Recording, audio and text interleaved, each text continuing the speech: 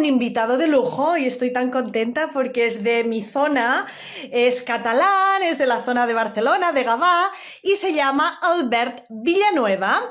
Entonces, Virginia, gracias, preciosa, estoy monísima. No sé si está demasiado para arriba el pelo o lo tengo demasiado largo para esto, pero sí, mira, me veo diferente y como yo me canso de mí misma, pues aquí estoy. Cada día tengo que hacerme algo en el pelo o, en fin, no sé, no me aguanto, no me aguanto. Virginia, ¿qué le voy a hacer? Bueno, vamos a esperar a que se nos una Albert, como decía, Albert Villanueva, que nos tiene una sorpresa de libro que es una maravilla y que a mí me toca mucho, por lo que os decía antes, que yo también soy catalana, sé nuestra historia, en fin, él nos contará más detalles acerca de este fascinante manuscrito, que bueno, ya no es un proyecto, es una realidad, y que el título, cuyo título es muy fuerte. Sol·licitud, Albert, Albert, ja el tinc, ja el tinc, ja el tinc. Aviam. Ay, ¿lo he hecho bien o no?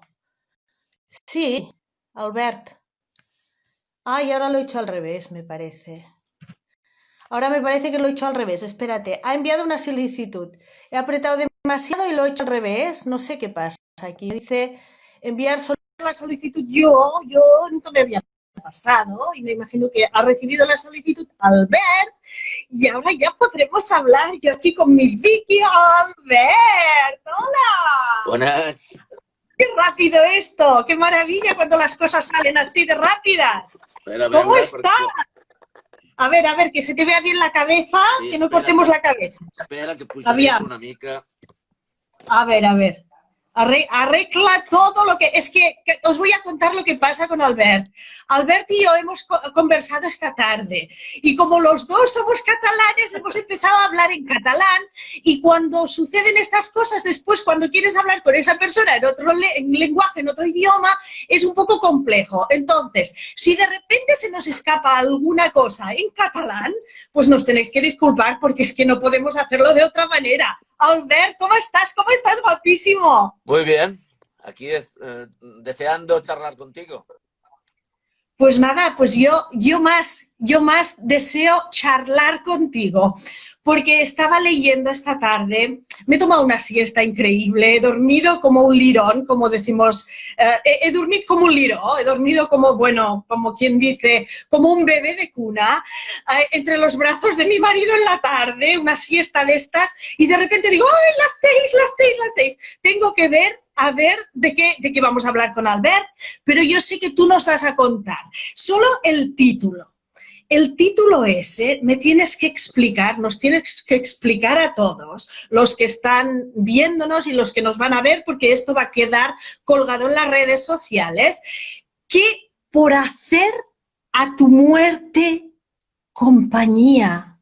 O sea, yo había escuchado esa canción del Miguel Bosé y del cielo vendrá una estrella a hacerte compañía, pero para hacer a tu muerte compañía, ese título, desgráname ese título, Albert.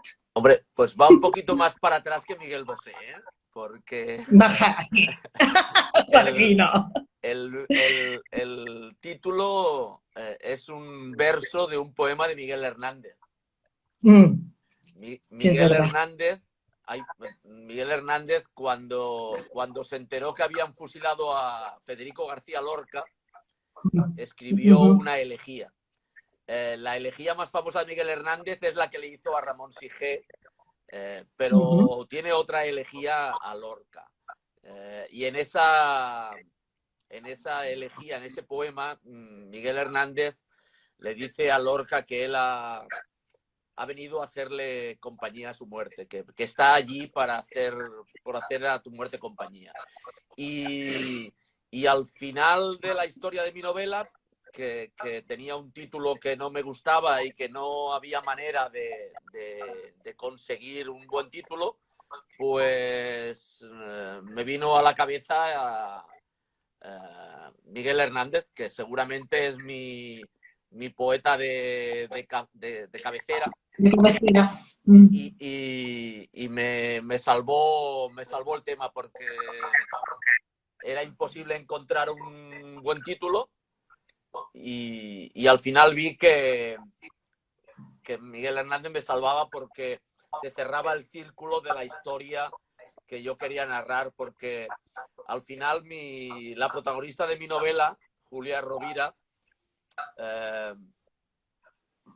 hace eso, se da cuenta de que ha vuelto a su pueblo para hacer compañía a la muerte del abuelo que no conoció y que ha investigado durante toda la historia. Uy, mira, me has estremecido. Se me ha puesto así como una piel de gallina, ahora tendré que traducir todo, una piel de gallina con este acentorro catalán que yo tengo y tener que traducirlo. Sí que es verdad, ¿eh? O sea, el cierre del ciclo, porque ahora nos vas a contar bien de qué va este libro. Es un libro que hace tiempo que lo escribiste, ¿no? No es de ahora, es de hace un par de años atrás, si he leído bien, un par o tres de años atrás. 2 años. Y 2 años atrás, del 2017, ¿no? ¿17? No, ¿18? Se empezó a escribir en el 17, salió publicado a principios del 19. Salió publicado. Vale, y después tú me decías que como pasó lo que tú ya tenías mucha abertura de presentaciones en toda España, porque es un tema que, bueno, para mal o para bien está muy candente, ¿no? Y la gente quiere saber y es muy atractivo y tiene muchos matices y, en fin, es apetecible leerlo, ¿no?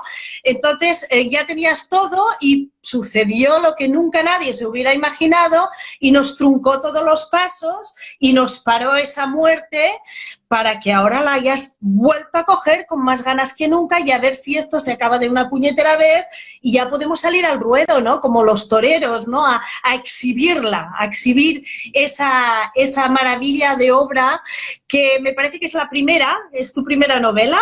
Como novela, sí. Publiqué en el 2017 publiqué un ensayo pedagógico, porque soy profesor y me decidí a escribir un libro que criticaba un poco el sistema educativo español y después me puse con esta novela que en realidad tenía en la cabeza desde 10 años atrás y que la había empezado 10 años atrás.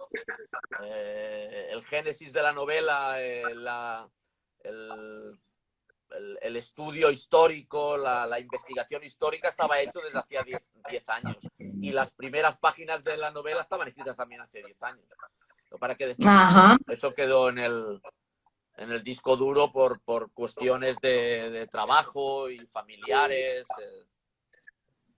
etcétera, etcétera. Bueno, las cosas suceden cuando deben suceder, ¿no? Finalmente se va poniendo todo en su sitio y cuando se tiene que... Eso dicen, ¿no? Cuando tú quieres hacer algo y no pasa, te dicen, bueno, es que todo tiene su tiempo. Pues será así, no sé. Y hay prioridades. Y hay prioridades. La familia y el trabajo, pues es la prioridad. Y lo demás, pues es ir escarbando un poquito de tu tiempo para sacar adelante las cosas que te interesan y que te dan satisfacciones. Las pasiones, ¿no? Las pasiones siempre tienen que estar relegadas en un segundo plano, lamentablemente, ¿no? Muchas veces. Pero me interesa mucho, tendremos que hablar otro día del ensayo este que escribiste de la educación en España, porque ahí sí que hay tela que cortar, porque no hay manera, no arranquem aquí, no estamos ahí en un status quo, que de educación hay poca y la cosa, yo no sé, tú estás día a día con los niños, yo no sé si se ve una mejora de algún lado o se ve parado, porque yo veo que realmente educación como tal, yo no sé en otras escuelas, pero yo en las escuelas que veo, las mamás que conozco, de educación hay poca, vamos de mal en peor. Yo recuerdo mi época, nuestra época, porque tú eres un poquito más viejecillo, pero más o menos... Bueno, yo me lo he teñido, pero lo tengo todo blanco, Albert. Todo blanco, o sea, la nieve ya, una cosa terrible, pero bonito. Muy nívido. Muy poético, o sea que esto es tinte, esto no es natural, lo tuyo es natural, lo mío no. Entonces, yo recuerdo en mi época de escuela, yo no sé, al igual lo idealizo también, porque uno se pone en el contexto ahora y tal y lo ve todo tan diferente, ¿no? Ha cambiado tanto todo. Nosotros también, me imagino, Pero esa época era la época de salir a la calle, de vivir el barrio, de jugar hasta las 10 de la noche que te llamaban para cenar, a la pelota, vivir realmente la infancia esa, ¿no? Y la escuela yo también la recuerdo como más una disciplina que yo noto que sí que aprendí muchas cosas de valores. A mí me enseñaron muchos valores en la escuela. Hoy en día encuentro que ser un profesor tiene un mérito extraordinario, porque la sartén por el mango ya no la tienen los educativos, ya la tienen los niños, ¿no? Cuéntanos un poco cómo es hoy el enseñar a niños que ya son nuestro futuro, nuestro presente, ¿no? Mira, Teresa, la escuela no es más que una parte de la sociedad, y la sociedad evidentemente ha cambiado. La sociedad de nuestra época es diferente a la de ahora, los valores son diferentes en la sociedad. La escuela ha cambiado, pero el trabajar con los críos sigue siendo igual de motivador y de interesante. Los críos siguen siendo críos, los jóvenes siguen siendo jóvenes, y la potencia de esos jóvenes para aprender sigue siendo la misma que tenías tú y que tenía yo. Lo que sucede es que desde arriba, desde las administraciones, tampoco ayudan excesivamente. Cuando ponemos como ejemplo a Finlandia de país puntero, mejor educación en el tema educativo, hay una cosa muy clara. Finlandia en 35 años ha tenido una ley educativa. Y España en 35 años habrá tenido, con la que empezará ahora, 8 leyes educativas. Si los que mandan no se ponen de acuerdo en una cosa tan importante como es la educación, a los que estamos por debajo solo nos queda muchas veces hacer malabarismos con lo que tenemos, ¿entiendes? Y los que menos culpa tienen son los alumnos. Niños, claro. ¿Entiendes? O sea, claro. Pero son los que se lo tragan todo finalmente, ¿no? Los que menos culpa tienen, no tienen voz, no tienen voto, no tienen nada, y son los que acarrean con toda esta locura que hay en las altas esferas, ¿no? En los que mandan. Bueno, vamos a hablar de tu libro, porque tú has venido a hablar de tu libro. Entonces, cuéntanos tu libro. Yo ya sé que son 3 partes diferentes. Ahora yo te doy la palabra, porque tú me tienes que callar. Tú debes tener muchos alumnos en la clase que hablan mucho y los tienes que hacer callar. Entonces tú hazte a la idea de que estás en tu escuela, en tu clase, y yo soy una niña que no paro. Entonces tú me dices, Tere, he venido a hablar de mi libro, calla. Entonces yo te digo, vale, profesor, pero yo siempre fui muy traviesa, pero muy buena alumna. Entonces cuando me decían cállate, trataba de hacerlo, trataba. Cuéntanos esas 3 partes en que te basas, en estas 3 épocas, ¿no?, que vamos a tocar en este libro, Por hacer a tu muerte compañía. Sí, pues mira, yo desde el principio tenía claro que quería que la novela, en la novela aparecieran 3 épocas o 3 momentos que para mí, y por motivos diferentes, siempre me han interesado mucho y son muy importantes. El primer hecho es por una cuestión de donde nací. Yo soy de Gavà. Gavà es un pueblo, ahora es una ciudad. Cuando yo nací era un pueblo. Ahora es... Oye, espérate, que te voy a callar un momento aquí, ¿eh? Un momento. Espera, ya salgo yo. Resulta que yo siempre digo lo mismo, porque yo soy de Olot. Olot es más pequeño que Gavà.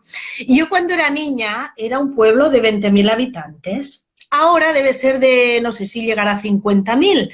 Pero yo cada vez que digo esto, digo, mi pueblo, y alguna vez me han escuchado y me han acribillado por todos los lados. No es un pueblo, que es una ciudad. Pero yo estoy acostumbrada a vivir en Santiago de Chile, que son 5 millones de habitantes, en Barcelona, que son...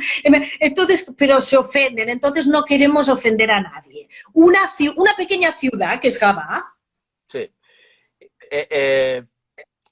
En Gavà cuando el Gavà que aparece primero en la novela es el Gavà de los años 20, de 1920, que entonces Qué era época. un pueblecito, entonces era un pueblo de 2.000 habitantes, y de 2.000 habitantes pobres. Era un pueblo como decían por aquí, de payesos, ¿no? De payeses, de agricultores y de agricultores pobres, ¿vale? En esa época llega a Gavà un potentado barcelonés, un ricachón barcelonés, que busca hacerse la casita del fin de semana, como hacían muchos ricos, ¿no? Que salían de la ciudad para hacerse la casa de veraneo. Y encuentra un terreno en Gavà, unos terrenos en Gavà. Allí se hace la casa y poco a poco se va quedando no solo los fines de semana, sino también entre semana, y se instala en Gavà. Y comienza, ese es un personaje, se llamaba Artur Costa, es un personaje curioso, con aristas de algunas cortantes y otras más suaves.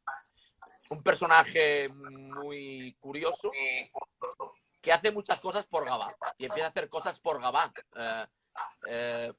Crea una central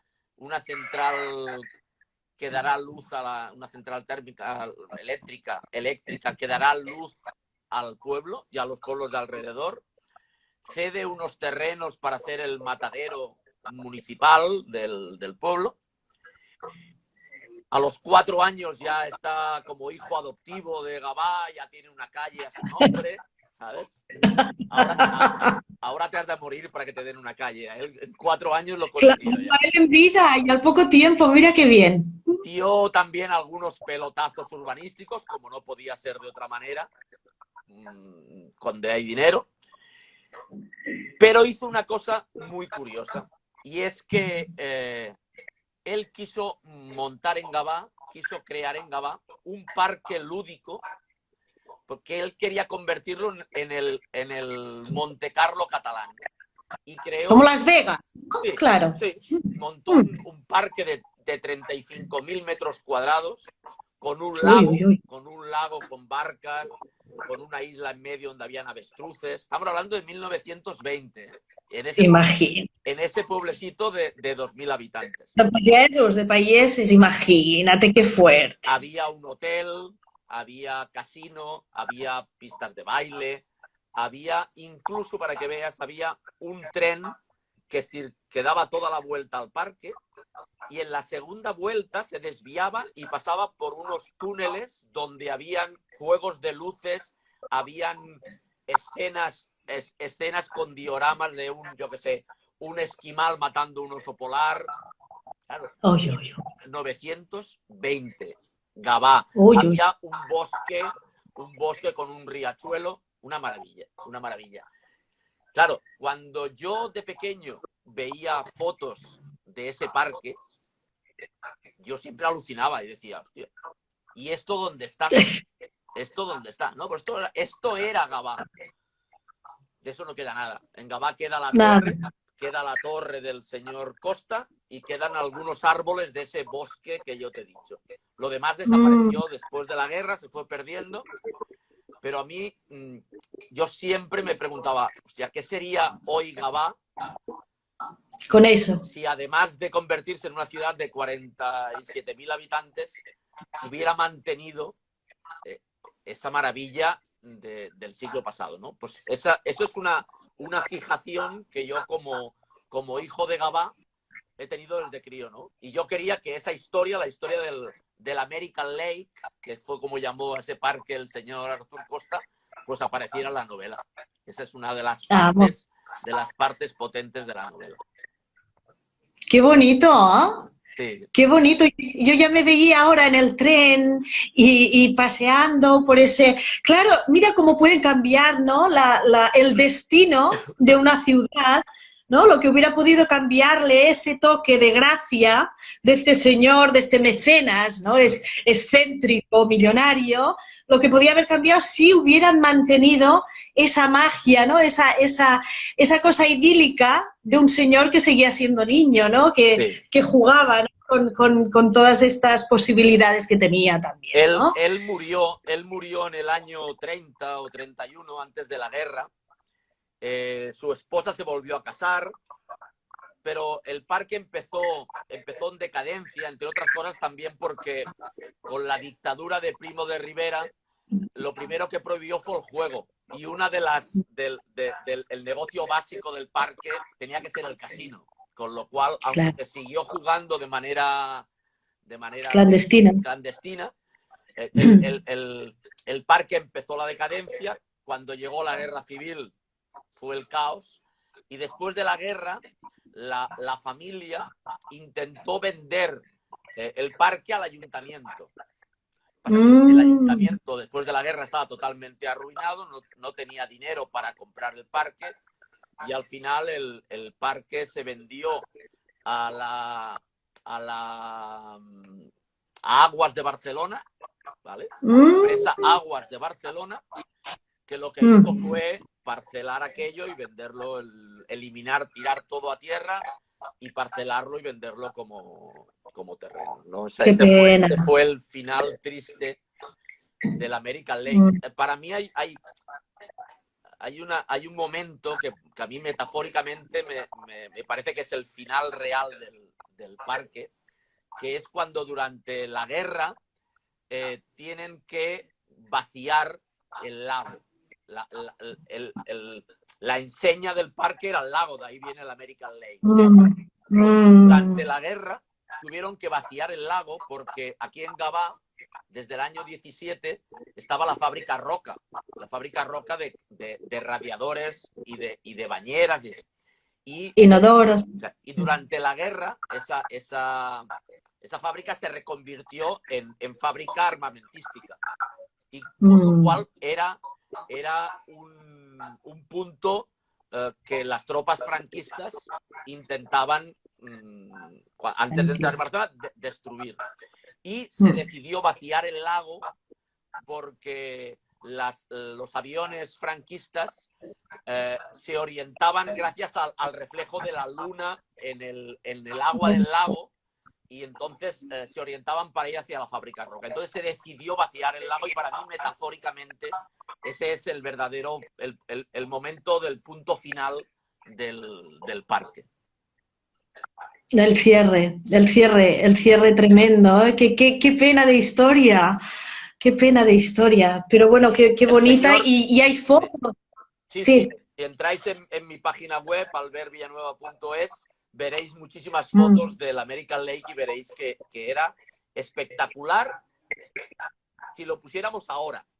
Pero es que si lo piensas que es del año 1920, en esa época, entonces es que alucinas. Claro, y ese señor, como tomó como ejemplo Monte Carlo, ¿no? El casino de Monte Carlo, ¿no? Sí. Su idea era esa, ¿no? Crear un Monte Carlo. Tenía más ideas que no pudo llevar a cabo porque quería unir el parque con la playa. Gavà está a 1,5 kilómetros de la playa, y quería unir el parque con un tranvía y hacer en la playa otra parte de baños en el mar, ¿no? Un personaje muy curioso, tiene una historia oscura que en la novela aparece. Hay una parte oscura y tétrica, ¿vale? Que no la desvelo, pero era un personaje así de varias aristas. Tenía un humor muy suyo. La gente que trabajaba a su alrededor no estaba muy contento. No disfrutaba con su carácter, pero Pero bueno, yo me quedo con esa parte de su sueño del American Lake. De su amor por la ciudad, ¿no? Sí. Que al final, bueno, estas personas excéntricas con tanto dinero por varios lados tienen que gatear o guatear, como decimos, perder agua, porque todos somos humanos, ¿no? Y más esa gente con tanto poder, porque la gente con poder, pues al final a veces se le va la chaveta y no es fácil ni trabajar con ningún jefe, pero con una persona como me la estás pintando ya me lo imagino. Y ese señor, sus descendientes, o sea, la gente, ¿queda alguien que pase o que siga viviendo o ya se perdió con el lake y ya se perdió en el olvido La torre, en esta historia? La torre inicial, la Villa Carmen, Sí. que le puso el nombre de Villa Carmen en honor a su madre, la torre sigue en pie, era la torre que estaba dentro del parque donde ellos vivían. Sí. Sigue en pie, ahora sí que se lo quedó el ayuntamiento y es un complejo del ayuntamiento. Familia tiene que quedar de los Costa, los hijos, los tres hijos tuvieron durante los años 50 y 60, tuvieron peso en el pueblo, incluso el hijo menor jugó en el equipo de fútbol del pueblo. Vale. ¿Vale? Me imagino que los descendientes siguen por Gavà. Sí. O sea, siguen por ahí. Porque Gavà ahora, ¿cuántos habitantes hay en Gavà ahora? Debemos estar alrededor de los entre 45 y 47.000 habitantes. Pues igual culot. Yo pensaba que era más grande, no sé por qué Gavà. Al ser de Barcelona y yo de Gerona, como Gerona es más pequeño, yo siempre las cosas de Gerona las hago más pequeños, ¿no? Como en el Baix Llobregat los pueblos están prácticamente enganchados uno con el otro. Enganchados unos con otros. Conurbación, ¿no? El pueblo de al lado donde yo trabajo, que es Viladecans, sí que es mayor, que debe tener ahora 65.000 habitantes. Uy, Viladecans, ahora llega mi familia. Hola familia, estoy aquí hablando de un tema apasionante.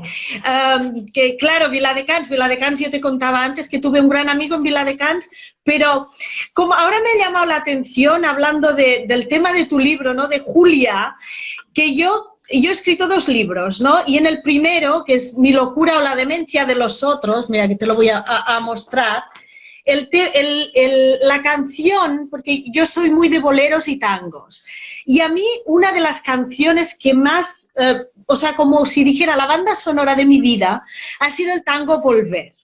Entonces a mí la reiterativa esa del que 20 años no es nada y 20 años no es nada, cuando yo ya he vivido más de 20 años, 2 veces 20 años y ahora me voy a los 3 veces 20 años, que tampoco son nada. Entonces veo la historia de Julia que después de 20 años regresa.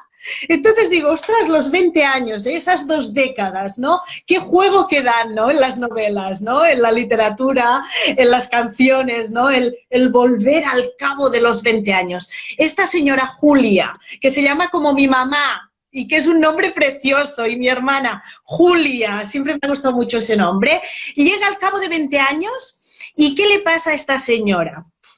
¿Cómo se inicia? Llega al cabo de 20 años de estar fuera de su casa, tenía una idea de quién era su abuelo y ahora cuénteme usted, señor Albert Villanueva, ¿qué le pasa a esta señora que llegaba normal, ¿no? Como regresar a su sitio.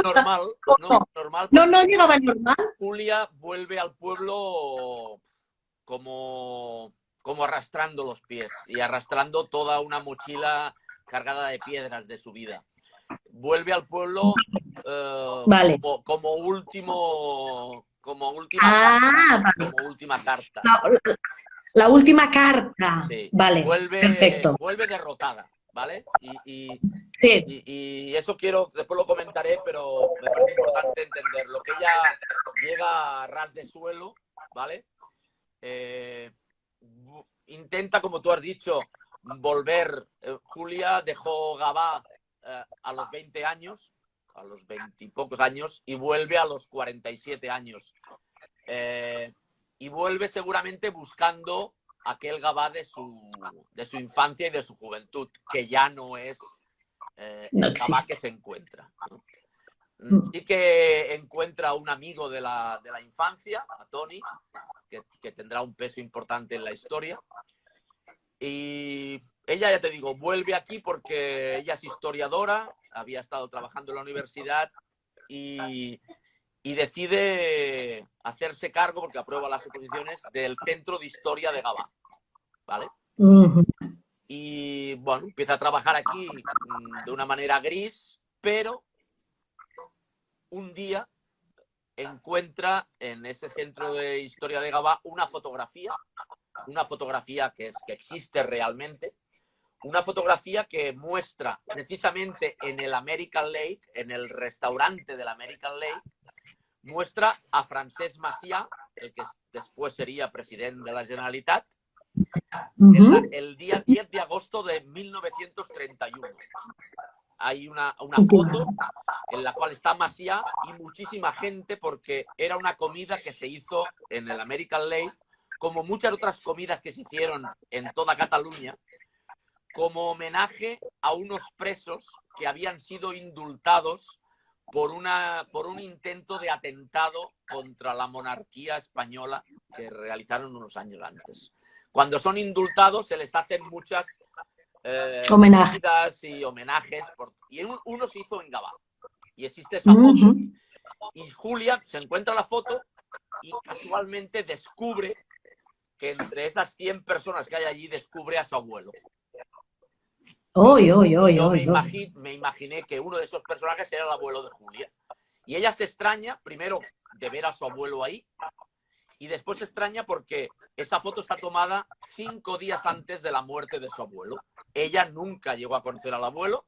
El abuelo murió 5 días después de esa foto. Y a partir de ahí empieza a rascar y empieza a investigar. Y se empieza a encontrar un abuelo muy diferente del que la familia le había comentado.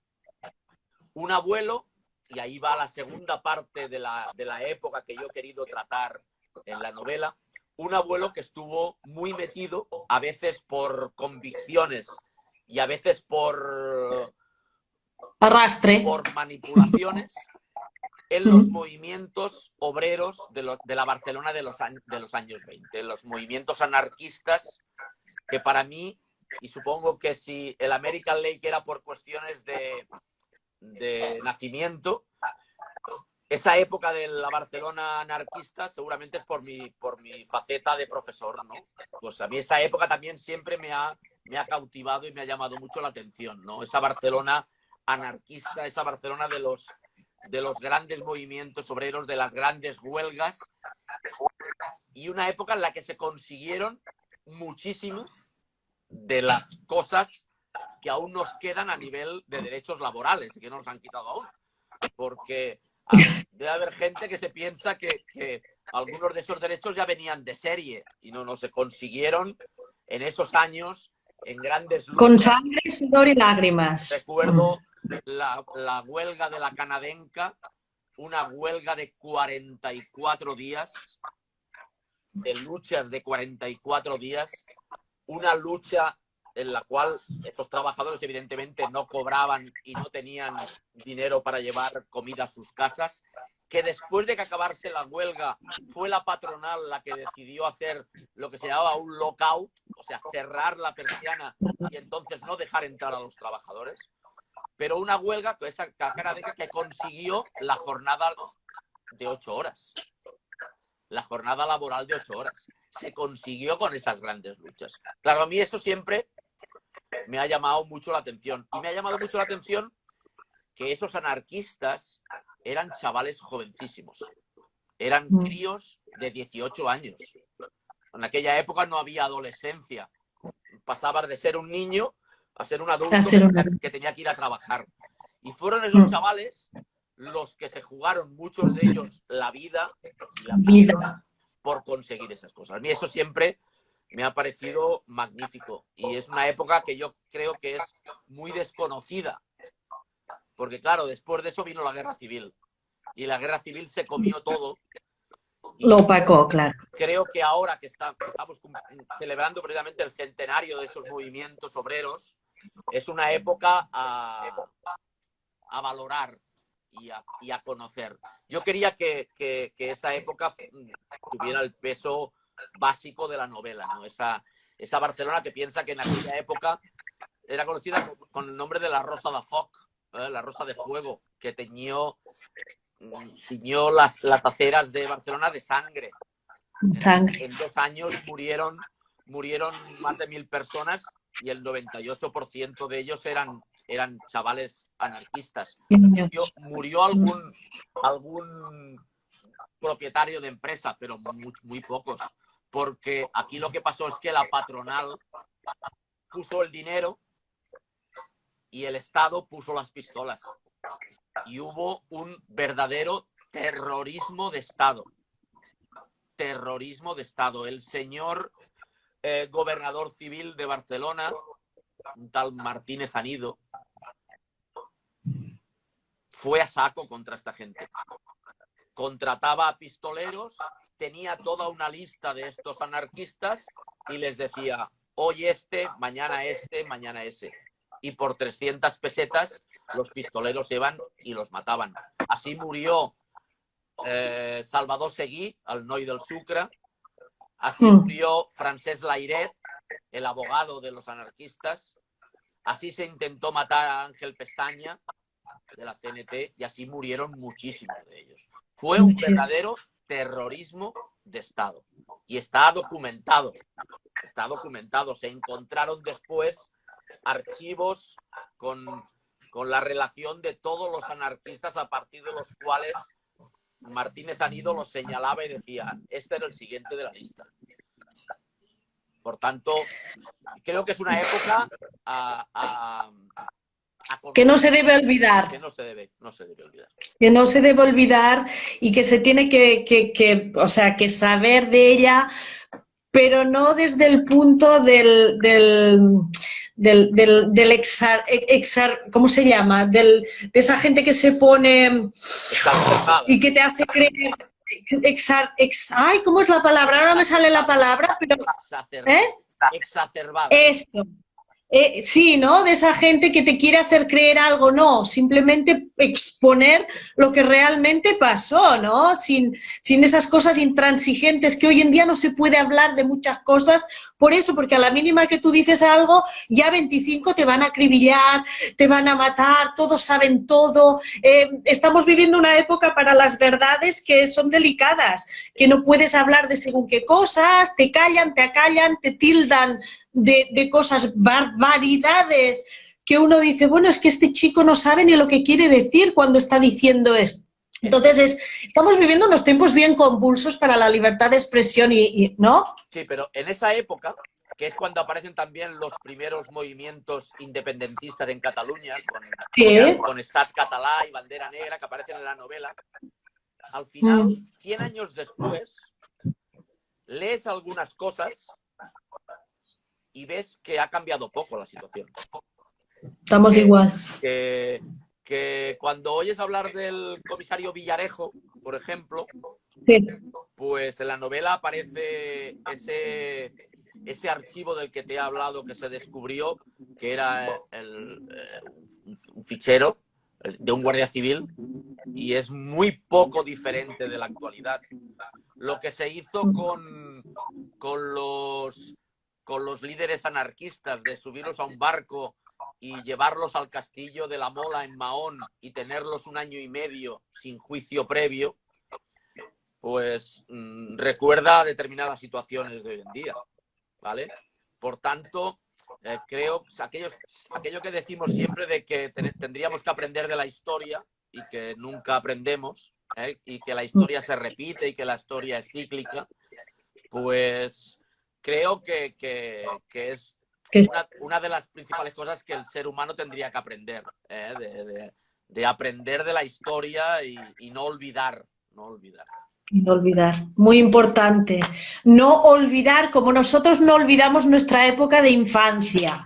Pues dices, la tercera parte sería mi infancia y juventud. En realidad es la infancia de Julia, pero que no deja de ser la mía. Bueno, es la tuya y la mía, esa infancia añorada, esa infancia que a mí cuando me dicen, no, yo digo, yo es que me acuerdo de mi infancia, y cuando me ay, pero es que tú lo ves con ojos que no, que tú lo estás, no, yo recuerdo mi infancia de una manera tan maravillosa y tan dulce y tan vivida como niña, como infante, ¿no? Como una niña que podía tener la libertad de jugar, como, no sé, yo tengo unos recuerdos maravillosos. También es verdad que habrá personas que no habrán tenido una infancia tan afortunada, entre comillas. Yo tenía a mis papás, tenía una familia normal, podía salir a la calle, tenía libertad, tenía amor también, pero éramos más libres y la felicidad en esa época se basaba en tener una pelota para jugar en el parque, ¿no? En la calle, al lado de la casa, jugar al escondite, tirarte nieve cuando nevaba, que ahora ya hacía años que no nevaba y ahora han vuelto esta cosa, pero a todo lo grande, ¿no? Y yo recuerdo cuando he visto eso de la infancia y la juventud, digo, qué tan importante, cada día nos damos más cuenta, ¿no? Y los psicólogos, la gente que hace psicoterapia, ¿no? Qué tan importante es haber vivido una infancia como tal. Sí. O sea, no haber tenido que saltarnos esa etapa de nuestra vida, ¿no? Porque después te joroba todo lo demás. Claro. ¿No? Sí, además los que tuvimos la suerte de nacer en un pueblo. Yo, además de que nací en los años 60 en Gavà, cuando no era ciudad, era pueblo, y además vivía en un barrio de las afueras, con calles sin asfaltar, sin coches en la calle, con muchísimos niños en cada familia que salían a la calle a jugar, pues evidentemente nos criábamos en la calle y hacíamos vida de barrio, que seguramente eso es lo que más encuentro a faltar. Esa vida de barrio, aquello de salir a tomar la fresca, que para mí, siempre lo digo, ese era el Netflix de aquella época, sacar la silla a la puerta, tomar la fresca y hablar con los vecinos, ¿vale? Claro, fíjate, yo sigo viviendo en el mismo barrio. Sigo viviendo en el mismo barrio. Sí. Pero es que no se parecen nada. O sea, no es eso, claro. Mis hijos, que ahora los pequeños tienen 14 y 16 años, tal vez hace 3 o 4 años, o 2 o 3, que van solos a comprar el pan, no a jugar a la calle, como decía yo, no, a comprar el pan a la calle de enfrente. ¿Me entiendes? Porque no hay espacios para jugar y no hay niños para jugar en la calle, ¿vale? Claro, esa añoranza de esa infancia que dices, supongo que son dos cosas. Una debe ser cosas de la edad, no nos engañemos, son cosas de la edad, esa añoranza, pero son gajes de añorar aquella vida de cuadrilla, de amigos, de que estabas jugando hasta... De la televisión en blanco y negro, de mucha gente que no tenía televisión. Entonces nos entreteníamos en la calle con todo. El que no tenía bicicleta se la dejaba al vecino, el que no tenía pelotas la prestaba, de compartir, de estar ilusionados cuando nos podíamos comprar unos zapatos nuevos. Es que son muchas cosas, no solo el asfalto que han puesto nuevo, el alquitrán, es que es toda una cabeza, es todo un paradigma que es nada que ver, o sea, y el hecho de que tú dices de tu niño de 14, 15 años que sale a comprar el pan a la esquina, no solamente porque no hay niños, es que si los hubiera, no sé si dejaríamos salir a los niños a día de hoy, porque hay mucho miedo. Hay mucho miedo que no estaba en esa época, lo siento mucho. No hay espacios para y espacios menos tampoco. Pero yo, por ejemplo, yo también me acuerdo, yo cuando era niña, tenía 10 años, yo cruzaba el pueblo a las 10 de la noche. Yo iba a clase de ballet clásico, que fui bailarina clásica, iba a clase de ballet y yo iba sola, cruzándome toda la ciudad a las 10 de la noche y nadie tenía ni miedo de que me pasara nada, ni... Era una cosa tan natural, esa libertad de acción, que hoy en día yo veo a mi hija de 11 y digo, buf, yo no la dejo ni eso que tú dices, es que no porque haya o no haya, es que yo no me fío. Y vivo en Fuengirola, en un balneario más pequeño que Gavà i Olot. Y yo, ni su padre ni yo nos fiamos de dejar a la niña a la esquina, a la puerta de la esquina casi. Y eso de vivir con miedo no es bueno, o sea, no es bueno, lo siento mucho, no es bueno, es muy malo, es muy malo. No, realmente aquello de entrar a casa para comer, para cenar y para dormir, que estabas en la calle. El pan xocolata y cap a fora. Estabas todo el día jugando hasta que alguna madre, que no hacía falta que fuera la tuya, llamaba y decía, a comer. Y entonces se acababa el partido. Aunque fuera ganando por 24-2, siempre decía uno, venga, el que marque el último, gana. Y siempre te quedabas 5 minutos arrastrando, ¿no?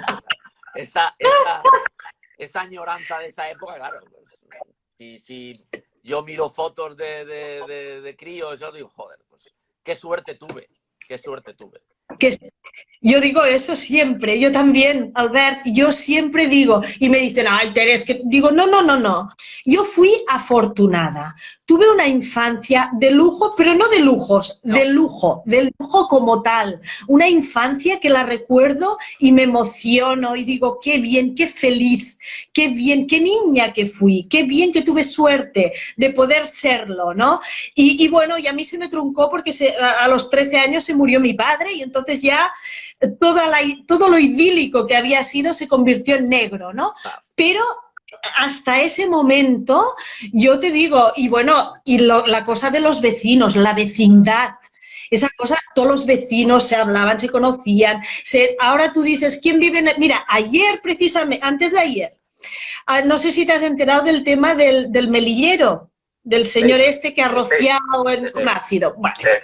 Una perlita. Bueno, esta perlita resulta que yo tengo un programa, una pequeña sección en la televisión. Estaba en la televisión y me encuentro que me manda un mensaje mi vecina de arriba. Y muy asustada, me dice, Tere, ¿han venido a tu puerta? Y yo, ¿y a mi puerta qué? Dices que ha venido la policía tirándome la puerta al suelo, aparreando la puerta, preguntando por el melillero. Digo, perdón, dice, no me han dicho, y eran secretas, dice, era un hombre que parecía un modelo, el otro todo tatuado, no me han preguntado por el melillero, pero después lo cogieron al cabo de las horas, pero imagínate, es un balneario donde vivo yo, que tú dices, de gente mayor, que viene de diferentes partes de Europa, que tienen aquí su segunda residencia, y pasan temporadas, todo muy tranquilo, ¿no? Y mira, o sea, podíamos haber tenido, porque los señores pensaban que vivía arriba el señor Y es que aquí debió vivir. Entonces, el peligro ese y el miedo ese de, ostras, es muy fuerte eso, vivir con esa, ¿no? No sé, a mí me entró una cosa en el cuerpo que dije, ostras, imagínate que hubiera estado aquí, uno no sabe quién vive arriba, no sabe quién vive al lado, te preguntan, nadie dice nada. Es que ya te digo que ahora no conocemos ni a los vecinos. Ni a los vecinos a nadie. del bloque, ¿entiendes? Los saludan de tanto en tanto, pero no conocen a... Y en aquella época se hacía vida de barrio. Además, claro. te da la casualidad de que en mi casa, mis padres tenían una tienda, un colmado. Claro, un colmado de... Ara t'ho anava a dir, Albert, que yo te pillé. Digo, yo creo que este señor tenían un colmado de barrio, una pequeña tienda de estas de toda la vida. Y aquello era como un centro cívico de aquella época. Maravilloso. Yo recuerdo que habían señoras mayores que venían a mi padre a pedirle consejo. Imagínate. Me ha llegado esta carta de no sé qué. ¿Qué quiere? ¿Me entiendes? O sea, no solo venían a comprar las patatas, venían unos venían a chafardear y otros venían a cotillear, claro que sí, venían a cotillear, como cuando vas a la peluquería, ¿no? La peluquería o el colmado, era lo mismo. Estaba el cura y estaba el butigué, ¿no? El de la tienda, que era en aquella época pues era un personaje importante en el barrio primero porque no haciendo horario de 24 horas, podías ir en cualquier momento a llamar a la puerta para comprar un saco de arroz. Y porque si tenías un problema, pues había gente mayor que confiaba en el de la tienda, igual que después, desgraciadamente, confiaron en el del banco, ¿no? Y les engañaron. ¿En el de dónde? Les engañaron. En el del banco. En el del banco con las preferentes, ¿no? Pues en aquella época sabían que el de la tienda no los iba a engañar, ¿me entiendes? Claro. El barrio era chula, sí, era chula. Era chula. Entonces, Por hacer a tu muerte compañía, ¿no? Este libro de Albert Villanueva que podemos encontrar, ¿dónde? Dinos, para las personas que van a ver o están con nosotros ahora compartiendo. Pues, a ver. Enséñalo. ¿Lo tienes a mano? Sí, para que, claro, aquí se verá. Claro. Sí, ¿no? Negre y vermell. Sí. El Sí. libro se puede encontrar en cualquier librería, si lo pides te lo traerán. Se puede solicitar en mi página web, se puede encontrar en las plataformas, tanto en ebook como en papel. Es fácil de encontrar, ¿eh? Las papelerías seguramente no estará físicamente, pero si lo solicitas en un par de días lo tendrás. Ya podemos encontrarlo, no tenemos excusa. ¿Tú eres profesor de qué? ¿De historia? No. Di una temporada de historia, pero después me especialicé en el tema de la informática y soy el que doy en secundaria todo el tema informático, aunque en un curso doy clases de lengua castellana también. Pues mira, lo de informática, te habrás tenido que poner al día, ¿no? Habrás tenido que hacer hartos cursos, porque la cosa está cada día... Me tuve que poner al día en su momento, y me tengo que poner al día constantemente porque evoluciona... Claro. La informática de hoy no se parece en nada a la de hace 10 años y no se parecerá en nada a la de dentro de 10 años, eso está claro.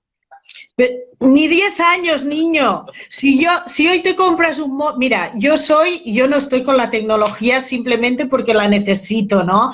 Pero hay gente que quiere estar siempre al día y es un sin vivir porque tú te compras un celular último modelo hoy, el que se acaba de salir, y mañana ya sale otro. Es que no te dejan tiempo de digerirlo. No solo eso. Y se lo tienes que dar a tu hijo de 11 años para que te lo configure porque tú no sabes configurarlo. Es que es horrible. Pues a nosotros nos ha pillado, ¿eh? Yo ahora me acuerdo de mi padre cuando me decía que no sabía programar el VHS, ¿sabes? Pues ahora nos empieza a pasar a nosotros con los aparatos nuevos, ¿eh? O sea que... Es verdad. Y decíamos, mira qué fácil el VHS, mira que, por favor, ¿cómo no vas a saber hacer esto? Y ahora, claro, yo cuando digo, ay, ya se me ha salido esto, Violeta, ayúdame, mi niña de 11 años. En un momento te la arregla. Y en un momento te hace pum, pum, pum, pum, y como no tiene nervio ni miedo a perder algo, porque nosotros, ese miedo de nuestra generación, ¿no? El miedo, la culpa, mi culpa, ¿eh? Eso fue uno de los y volvemos al principio de la conversación, ¿eh? Uno de los grandes males de nuestra época en la escuela fue eso, ¿eh? El miedo al error, porque el error se penalizaba y el error no se veía como una parte del proceso de aprendizaje, sino que se castigaba. Se castigaba. Y los críos de ahora han perdido mucho ese miedo. Por suerte han perdido mucho ese miedo. En ese sentido, ¿ves? El miedo ese que nos paralizaba, que yo me acuerdo una vez que los curas eran tremendos, que bueno, que se tenía que rezar en la escuela cada día cuando entrabas, y si no rezabas te daban con la regla, o sea, claro, te tildaban, un amigo mío le rompieron el tímpano, no pasaba nada, o sea, tenían una libre movilidad, podían hacer y deshacer lo que les daba la gana, y yo me acuerdo una vez que fui a confesarme, que cada domingo a misa, todo el rollo, y una vez voy a confesarme y yo era muy traviesa y yo soy muy buena mentirosa y digo muchas mentiras. Yo soy actriz, pero anterior a eso ya sabía, por eso me hice actriz, porque sé mentir muy bien, ¿no? Entonces yo decía muchas mentiras. Entonces cuando yo no iba a confesarme el domingo que tocaba cada domingo para comulgar tenías que confesar, y mi padre era de una familia de guardias civiles, de estos, la abuela de estas de rezar el rosario las 24 horas del día, una cosa terrible, ¿no? Bueno, entonces yo voy un día a confesarme amb el mossèn Pascuet, que era un cura de estos con la cabeza muy pequeña y el cuerpo todo enorme, ¿no? ¿no? Esa figura tan potente. Entonces le digo, mira, es que he dicho mentiras a mi papá y a mi mamá, les he mentido.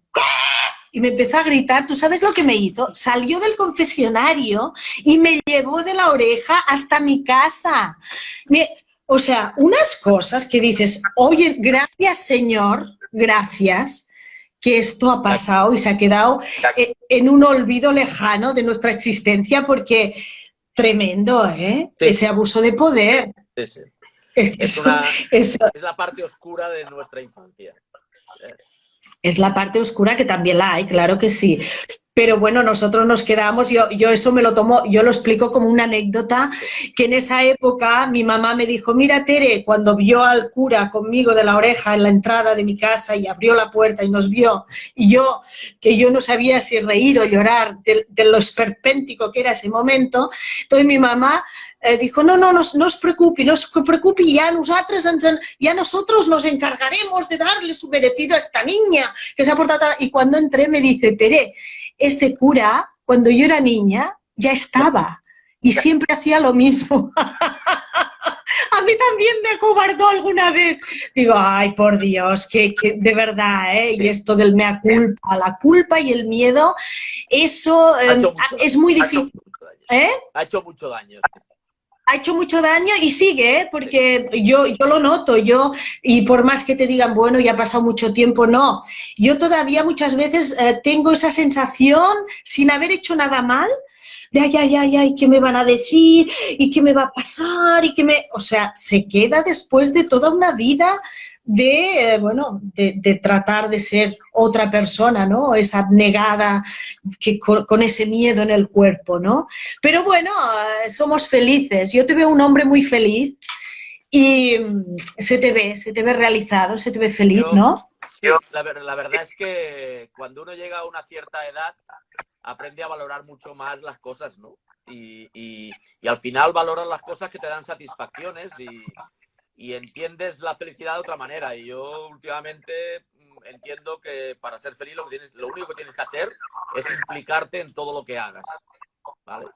Si haces, estás con los amigos, implicarte con los amigos. Si estás en el trabajo, implicarte en el trabajo. Si estás haciendo un hobby como la escritura, pues implicarte. Y eso es lo que te da la felicidad, creo yo, al final.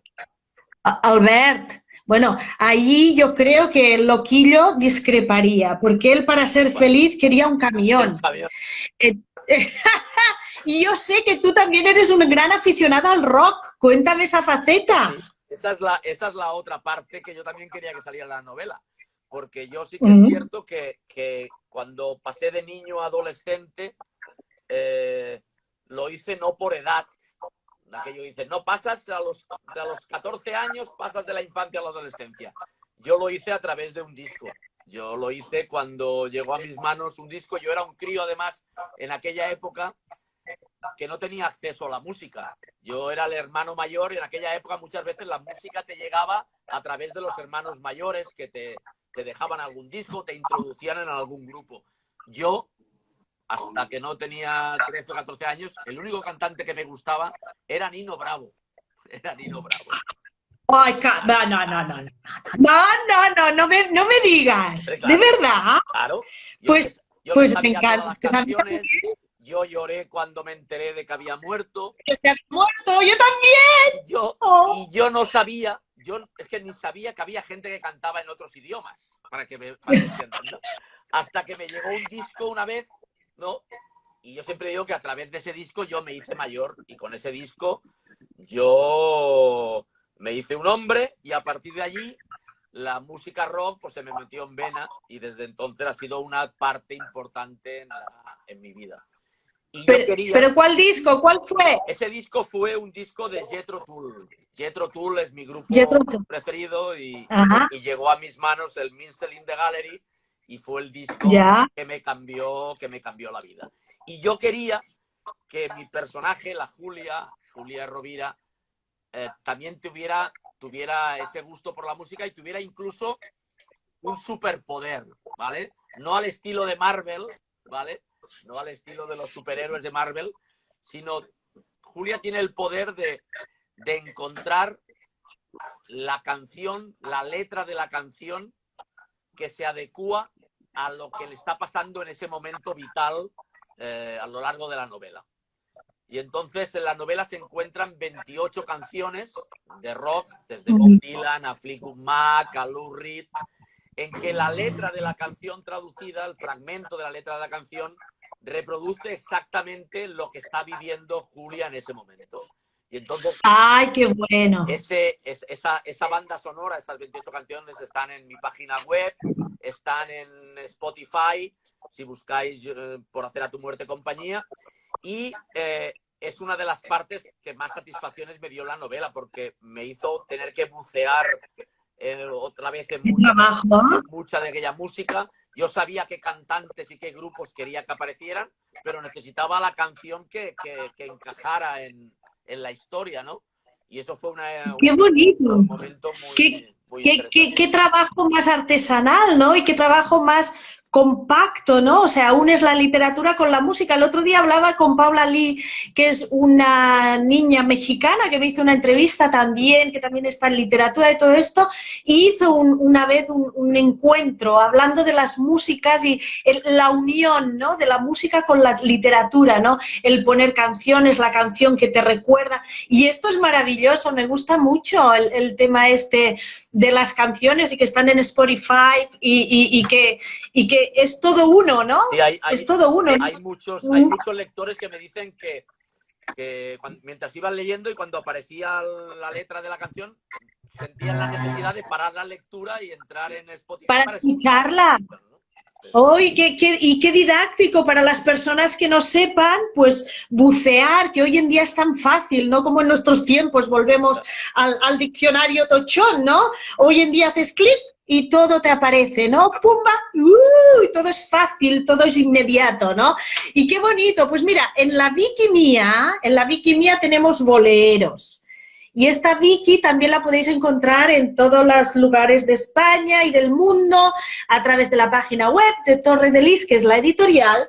Y yo también voy a hablar de Mi locura o La demencia de los otros, que es la editorial Maluma, y también la podéis conseguir en todas las librerías. Y luego, Por hacer a tu muerte compañía, del señor Albert Villanueva, que la podéis encontrar también en todas las plataformas, que está la música.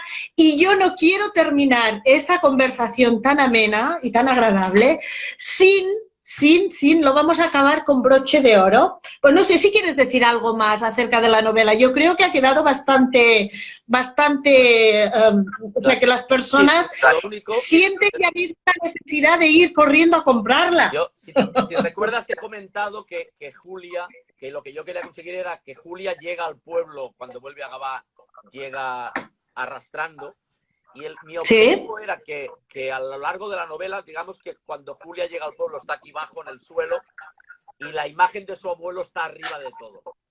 Y como dos vasos comunicantes a lo largo de la novela, mientras vemos la caída ética y moral del abuelo, vamos viendo cómo Julia va recuperándose y va rellenando esos agujeros que ella traía. De manera que al final de la novela, Julia siente, y de ahí viene el título muchas veces, que ese hacer compañía a la muerte de su abuelo le ha servido a ella para reconstruirse y sentirse plena, ¿no? Ese era el objetivo que yo quería con la novela.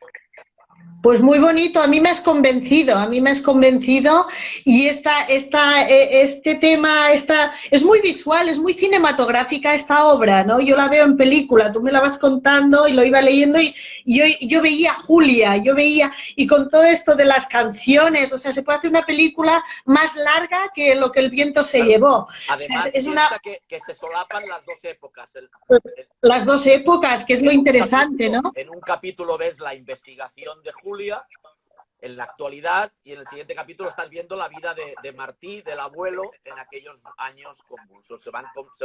Las dos épocas se van solapando una detrás de otra. Qué bonito, interesante, instructivo, didáctico, ameno, de lectura, yo me imagino, de estas que te enganchan por el tema. Me imagino que la lectura es de estas que no lo puedes dejar, ¿no? Porque tienes a Julia, luego tienes al señor, bueno, ¿y ahora qué le va a pasar? Y es un pimponeo que no te deja vivir, ¿no? Que lo tienes que terminar y te da miedo, te da pena al acabar el libro, ¿no? Como las buenas obras. Mira, yo quiero terminar porque me parece que ya, pues si no, yo hablo mucho, ya llevamos más de una hora. ¿Cuál es la canción que más te gusta del Nino Bravo? Es cuando has dicho Nino Bravo y ya quiero cantar. Si tuviera que quedarme con una, seguramente sería Libre.